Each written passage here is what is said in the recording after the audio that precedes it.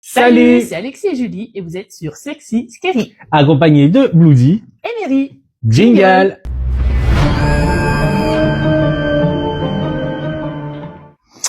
Alors aujourd'hui, je vais te raconter une histoire. Je vais l'appeler le Monsieur du dessus. Monsieur du dessus. Oui. Ok. Alors, je commence par dire, j'habite seul. Appartement au dernier étage, immeuble tranquille. Vieux, mais pas trop vieux. J'ai emménagé il y a 6 mois après un divorce et une longue série de conneries personnelles. J'avais besoin de calme, de solitude. Je pensais l'avoir trouvé. L'immeuble est un de ces vieux immeubles en briques des années 40. On est dans le thème, on a les briques. Oui. 3 étages, 6 logements. Mon appartement est le numéro 5, au coin en haut à droite. Je savais, d'après le bail, que le logement 6, celui juste à côté du mien, était vide depuis l'année dernière. L'ancien locataire, un vieil homme nommé Monsieur Harlan, était décédé dans son sommeil. Rien de dramatique, cause naturelle. Ouais. Apparemment, c'était un type bizarre et discret, pas de famille. Payait son loyer à temps. Le gérant de l'immeuble a dit qu'il a fallu un certain temps avant que quelqu'un ne remarque son absence.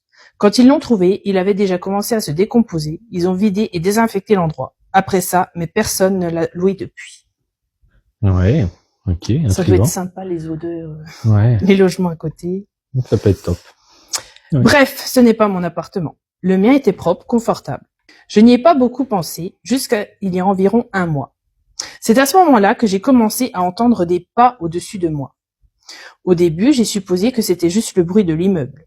Des tuyaux peut-être, mais ils étaient trop rythmiques, trop humains. On aurait dit exactement quelqu'un qui faisait les 100 pas, d'avant en arrière dans le salon, juste au-dessus du mien. Toujours entre 1h et 3h du matin, chaque nuit. Horrible. Non. J'ai demandé à la gérante, Amy, si quelqu'un avait finalement emménagé dans le logement numéro 6. Non, a-t-elle dit. Toujours vacant. Pourquoi? Je n'ai rien dit. Je ne voulais pas passer pour un fou. Mais ça n'a fait qu'empirer à partir de là. Une semaine plus tard, j'ai commencé à entendre frapper. Juste 3 coups. Toujours au même endroit, près du mur commun dans ma chambre. La première nuit, ça m'a réveillée à 2h13 du matin. Toc, toc, toc. Ouais. Moi, ça fait ça, je me barre. Oui. Je pense aussi. Déjà, comment tu peux t'endormir Arrête. sereinement? Je me suis assis, le cœur battant la chamade, en attendant qu'un 4e coup arrive. Il n'est jamais venu. J'ai vérifié le couloir, rien. 2e nuit, même heure, les mêmes 3 coups. La 4e nuit, j'ai laissé mon téléphone enregistrer l'audio. J'avais besoin de prouver que je ne perdais pas la tête. Quand je l'ai réécouté le lendemain matin, j'ai failli vomir. Les coups étaient là, clairs comme le jour. Mais il y avait autre chose aussi. Une voix, grave, rauque, et si proche du micro qu'elle faisait grésiller le haut-parleur. Juste une phrase chuchotée, comme si elle venait de quelques centimètres. Cette phrase disait « Ce n'est pas vide ». La voix qui disait ça? C'est ça. C'est bizarre. Ce n'est pas vide. Oui. J'ai déménagé de ma chambre après ça. J'ai commencé à dormir sur le canapé dans le salon, en gardant toutes les lumières allumées. Mais moi, perso, ça fait ça. Je vais pas dormir sur le canapé, je change de logement complètement. Non, moi je veux dormir sur le canapé. C'est vrai? Le mieux dans la cave même. Ou dans le grenier. Je me suis dit que c'était une ruse, un canular. Peut-être quelqu'un squattait là-haut.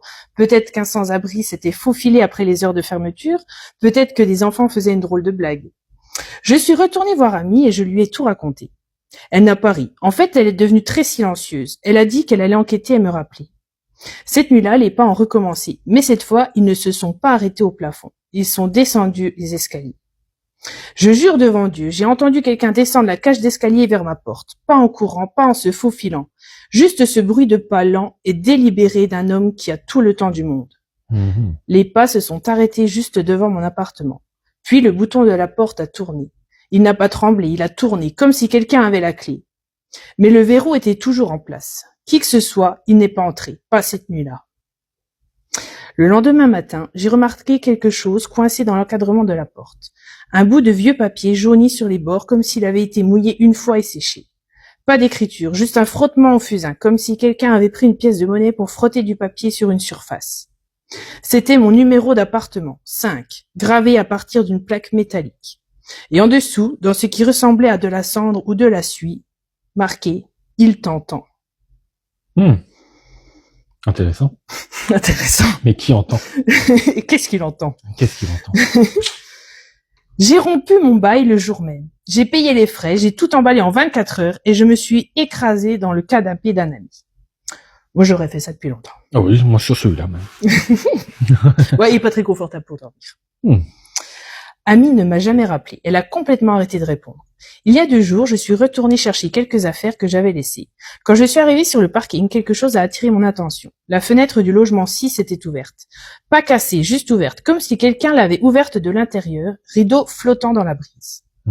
J'ai monté les marches. La porte du logement 6 était fermée, mais il y avait une odeur, la même odeur que lorsqu'ils ont trouvé Arlan. Je ne l'avais jamais sentie auparavant, mais on sait comment sent la mort. Ce n'est pas quelque chose qu'on oublie. La fente aux lettres sous la porte était fermée avec un ruban adhésif, mais quelqu'un l'avait arraché. À l'intérieur, dans l'ombre du couloir vide, quelque chose bougeait, juste une forme. Lente, la tête basse, faisant les 100 pas comme si elle se souvenait de l'endroit, comme si elle n'était jamais partie.